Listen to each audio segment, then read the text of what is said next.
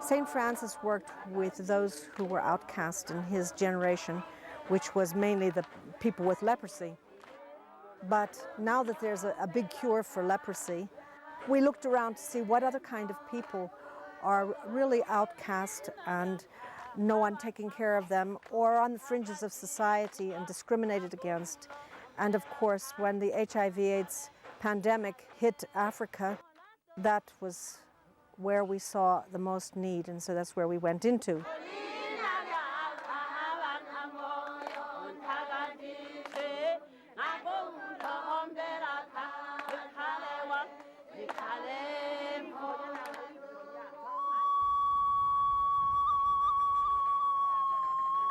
The Franciscan Missionary Sisters for Africa have been working in Kenya for more than 80 years. For the last 30 years, their primary mission is the fight against the plague of the 20th century, AIDS. The sisters organize medical help in self-established hospices as well as private homes. In the face of government ineptitude and a feeble social care system, the Franciscan Missionary Sisters, together with their lay co-workers, are often the only persons who take care of and visit AIDS victims. And the need continues to be enormous. Each day in Kenya, AIDS kills 700 people. Last year we saw 2,300 patients, I think, we looked after. At the moment we've got 1,400 patients. You see, it's home-based. Most people are sick at home. We only put in the hospice those who cannot be looked after at home, either because there's nobody there or because they've been rejected. It may be that it's a mother with young children and there's nobody else, you know, and they can't manage.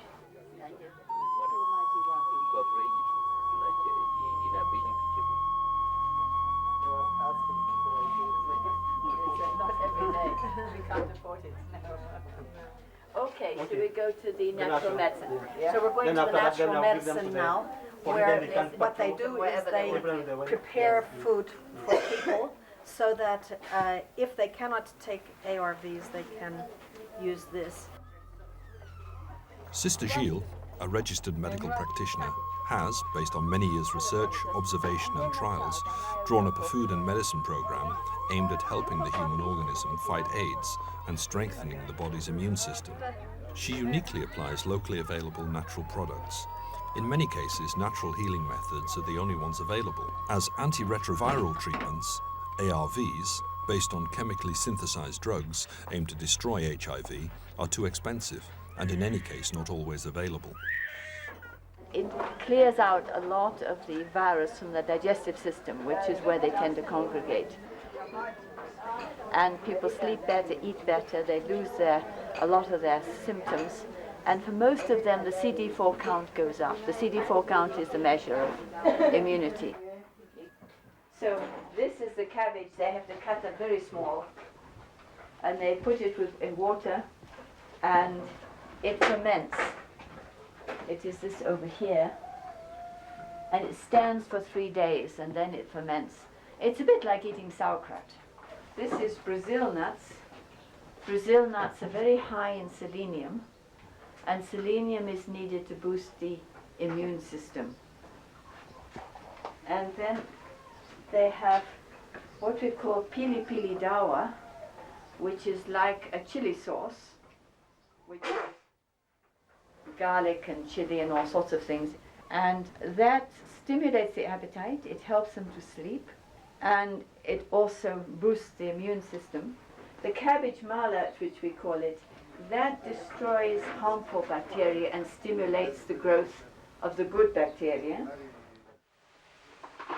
We started the same time as we started the ARV clinic, because we knew there'd be some people who wouldn't be able to have ARVs. Either because their liver was too bad, may have been a bit alcoholic or something like that. People have great hopes. There's ARVs now, and they could get this medicine and they'd be well again. And then they're told, no, they can't have it. It was very, very, very disappointing. We realized ARVs have a limited time span. and they're very toxic drugs, and people do tend to get quite sick with them sometimes. Our aim, as far as possible, is keep people at home, support them at home. The nurses visit the homes. There are 90 voluntary health workers who look after the people in the villages. And we provide them with the medicines, we provide them with this. They come to ARV clinic, they come to the natural medicine clinic.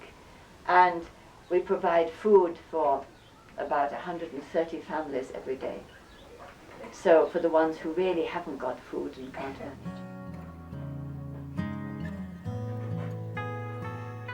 Fighting AIDS and taking care of HIV victims is but one of many activities undertaken by the Franciscan Missionary Sisters. Since they cannot run separate homes for the elderly, homeless and disabled, the sisters invite all the needy to their own convent situated in the centre of the Nairobi slums. Several times during the week, they open their gates to those in need. They provide food, medicine, clothing, as well as a comforting embrace. Just as it is with the victims of AIDS, the sisters give hope to the poorest. The Cheshire Home. It's also a daycare centre for the aged and also a place for beggars of Nairobi to come and get washed, have a meal. Many of the people who are working here are volunteers, but a lot of them are young people who are looking for school fees. Most of them should have relatives who could take care of them, and that's the African tradition, that you take care of your elderly. They love that. Their children are their social security. So where are the social security for these ones? Where are their family? And the answer most likely is that a lot of them are sick and dying of AIDS or have already died. Old people who come in, drop in at the daycare center are with a child. Well, it isn't their child. It's probably their daughter or son's child, the daughter or son having died, and now the old person is looking after them. So there's really no sector of society that is immune from AIDS. It penetrates everyone, and it has destroyed everybody's life in many ways, because these old people shouldn't have the responsibility of looking after a little child.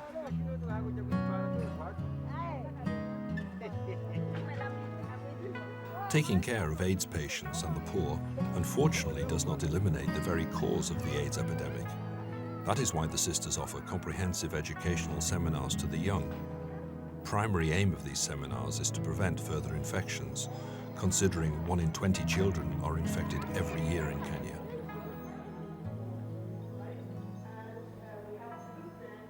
So you are very good children, I can see that, okay? We're going to go through something today, and the chart is on behind me. So we're going to look at that chart. What is it called? Behavior change process.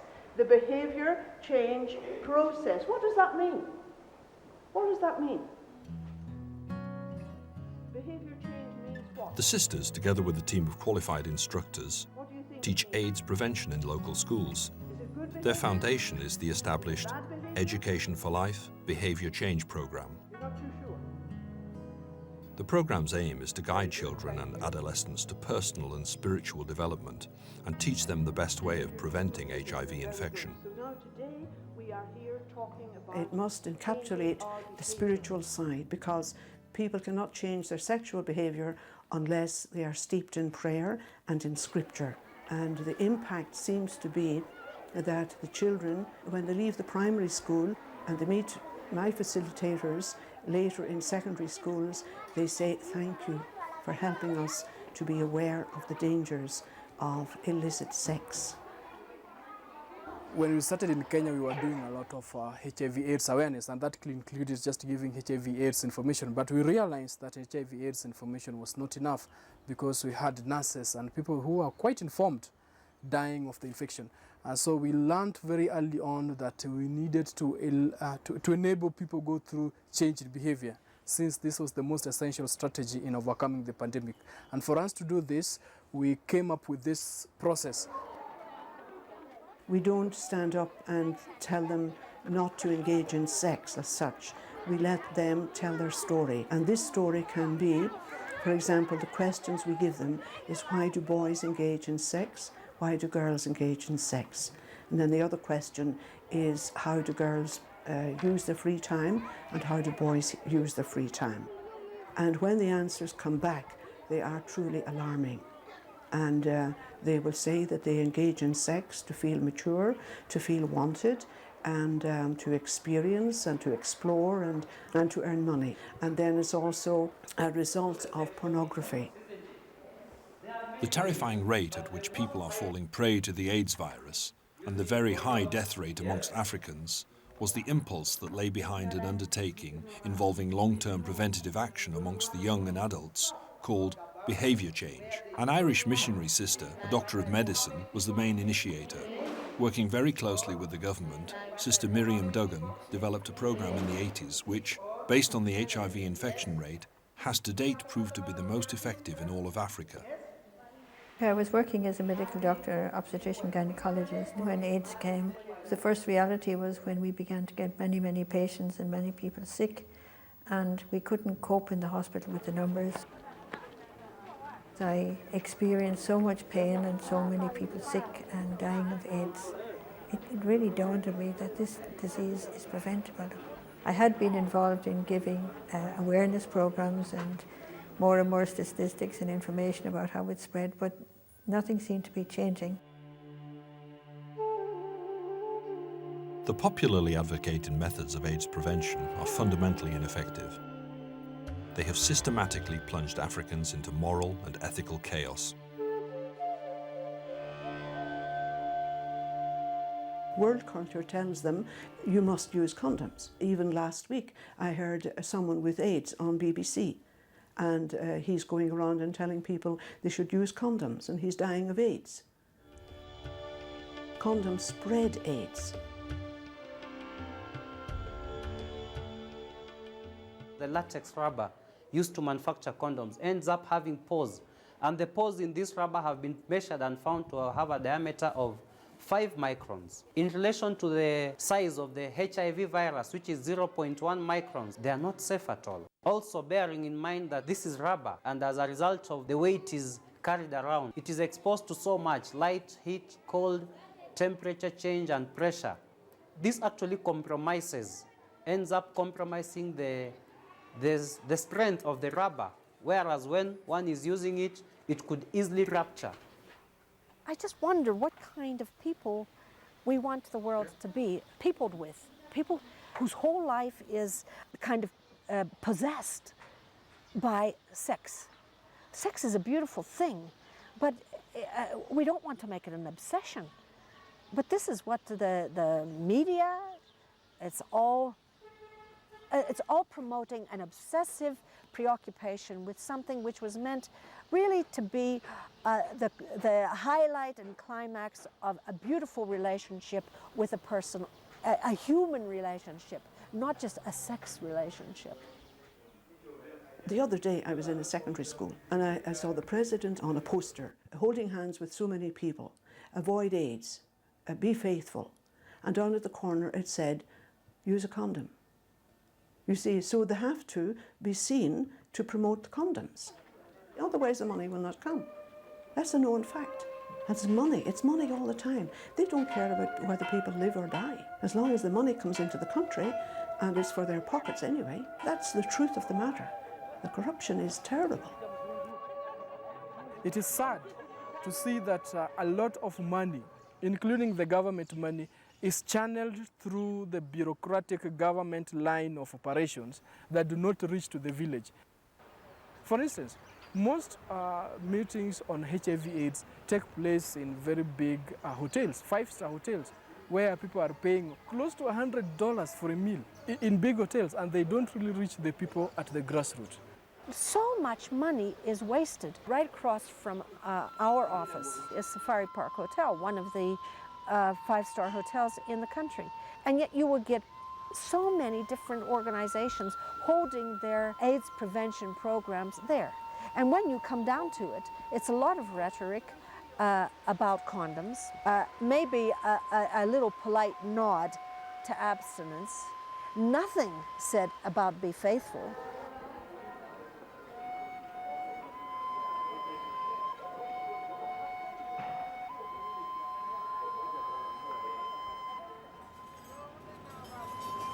The Kenyan government chose for many years to ignore the escalating epidemic, despite the fact that the HIV virus was diagnosed in the early 1980s and has since claimed millions of lives. As a result, the Franciscan Missionary Sisters' work has not been easy.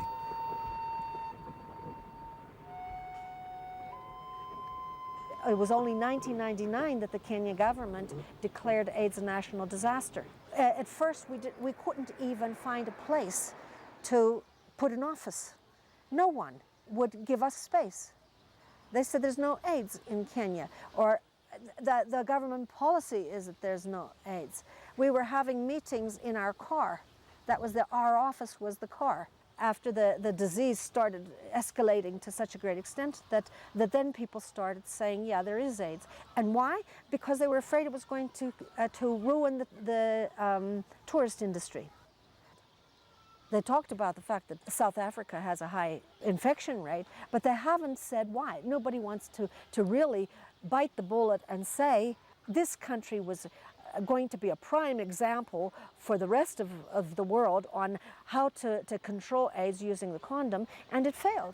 They started out with condoms and they totally condomized the country. They did not prevent AIDS, but nobody wants to talk about that.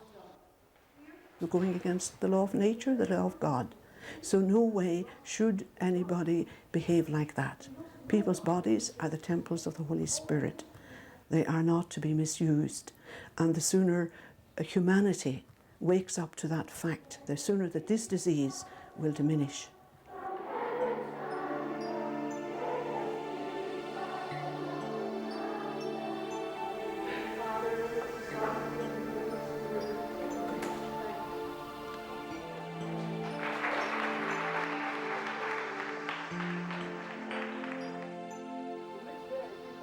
The sisters hold preventive and awareness-building classes, not only among children and adolescents. The behavior change program extends its knowledge to both married and unmarried couples. However, with polygamy being a deeply rooted tradition in Africa, instruction can at times be challenging. During that Education for Life seminar that we discovered the dangers of having more than one partner, so that if you are married, then it's important you stick together one-to-one to put down or to reduce the chances of your contracting the HIV/AIDS virus. Let's say, for example, I don't certify Morris. He'll to go to seek sex outside. Sickness like AIDS, that a woman lies down for a long time, he can't satisfy the husband. The husband will go out to look for sex. And that is where if the woman is not sick, he can get the AIDS and bring to the wife. In Kenya, the people who die as a result of AIDS are often fathers and mothers. After their parents' death, the children are left without help or support. As a result, there are nearly 1 million orphans in Kenya alone. Orphanages and schools for orphans and half-orphans are run exclusively by Catholic institutions.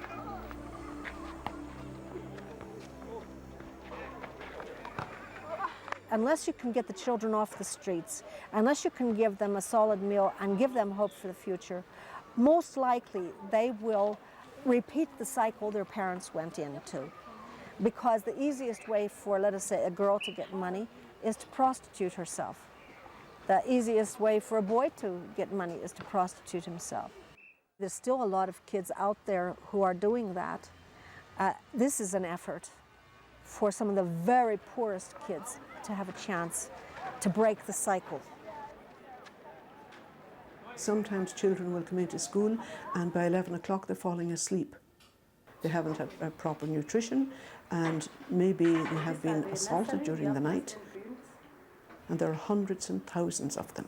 60% of the population live below the poverty line. And it's bad enough if they have their mothers and fathers in the homes, but there are children who have no mothers and no fathers.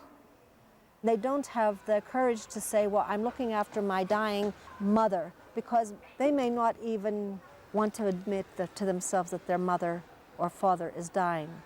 So a lot of these kids can be sent away from school because their always late or missing school or something like that. There's also the problem with the children having to look after grandparents whom the parents were looking after.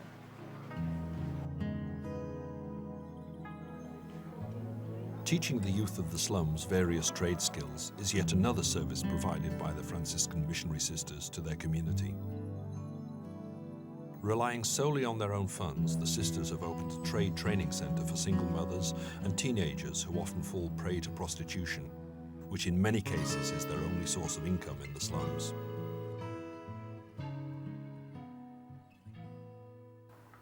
This is Julian and Ocas. They have been dealing with all these machines. They can do some printing, they can do perforations, they can do laminations, and right now they're trying to cover some books using manual operations. These are young women who have had a baby and are there maybe without a husband, but they have this child to look after.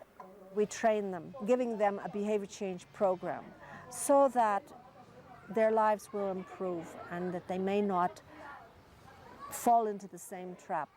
It's wonderful that they've had the baby. I wouldn't want them to be stigmatized for having the baby. They could have aborted it.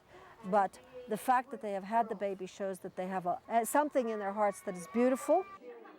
Our abstinence and be faithful approach helps the young women to start off on the right foot, so that as they proceed through the course, they have that background of a value-based behavior change, something to look forward to, because our program helps them to dream.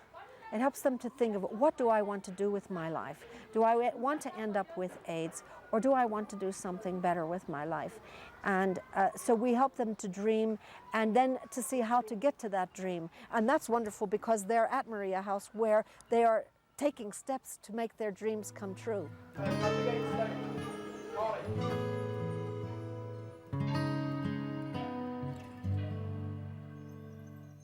Naona hii imani ikinisaidia. Juu unajua nimekaa kusoma hairdressing.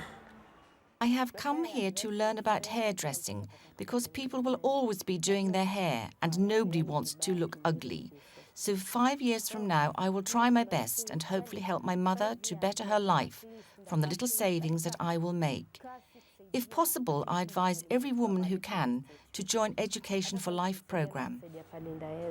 Hiyo kiblio nywele hivyo nikitengeneza kenye naona nampelekea. Unaona Mungu? Ukikuwa hiyo njia, kila mtu hapa amekubali yes. Au umeandika yes, au umeandika yes. Kuna mtu akakwenda kuandika no, pia inakuandika. Anybody will know? This is the kind of things that can be offered to young people so that they can start a little business on their own. If there were more, let's say, factories where people could get a job, that would be wonderful. But in actual fact, people are left on their own resources. So there are a lot of schools being run by missionaries where a person could do something in the end so that they wouldn't have to resort to prostitution, because prostitution here in Africa is a poverty issue. Unwanted pregnancies are one of the direct consequences of prostitution. In fact, situations in which underage girls, completely unprepared to face the responsibilities of parenthood, give birth or carry out abortions, more often than not in unsuitable conditions, are the order of the day. Just about 3 weeks ago, I heard of a girl having a baby. And she woke up in the middle of the night and she said to her mother, "Take this thing away from me. I want to sleep."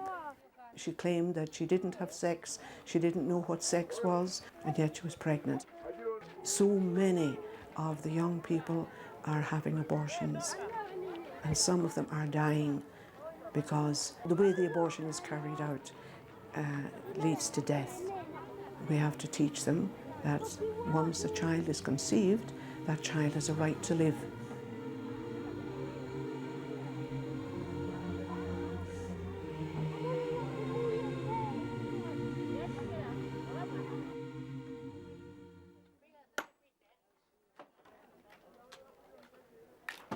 Here in the slums, life is very difficult. And last year, not one girl in the school got pregnant. Now, I mean, that's the year before 10 did, but with all this education and support, they didn't.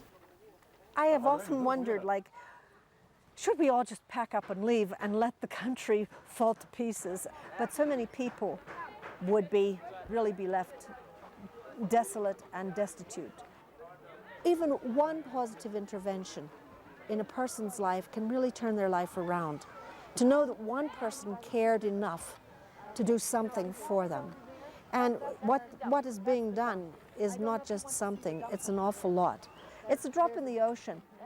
I remember a priest, he used to say that if you have a hot iron and everybody puts one drop of water on the hot iron, it will eventually cool. If everyone puts one drop in the ocean, then something will happen. There's another beautiful saying that if everyone could light just one little candle, what a bright world this would be. I think that's what all Christians are trying to do. Just light a few candles to give a little bit of hope.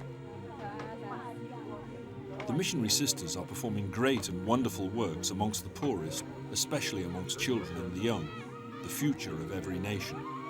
However, they would be unable to carry out even a small part of their project without the help they receive from the Universal Church. I personally am very grateful, and so are my sisters working in different parts of Africa, to the Age of the Church in Need for the support they have given us in running programs on prevention for many people. And I'd like them to know that through running these programs, that I believe that many thousands of young people have had a change of lifestyle and are now free from the risk of getting the virus. The whole situation is just so horrendous that sometimes you say, are we doing anything? Are we doing anything at all? And yet we have the virtue of hope within us from our baptism. We know that we have to keep going and doing what we can to alleviate the terrible suffering, mental and physical suffering of the people here.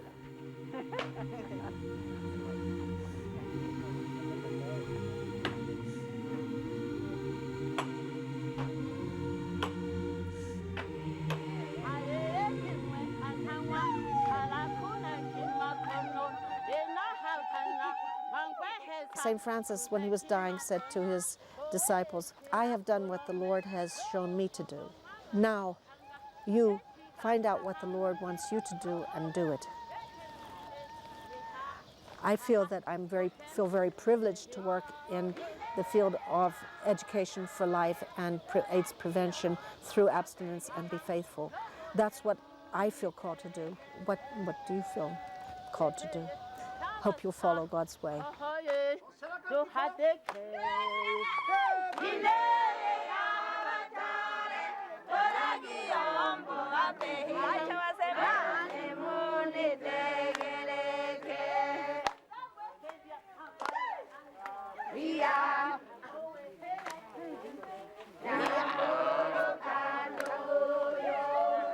Yes, I'm here.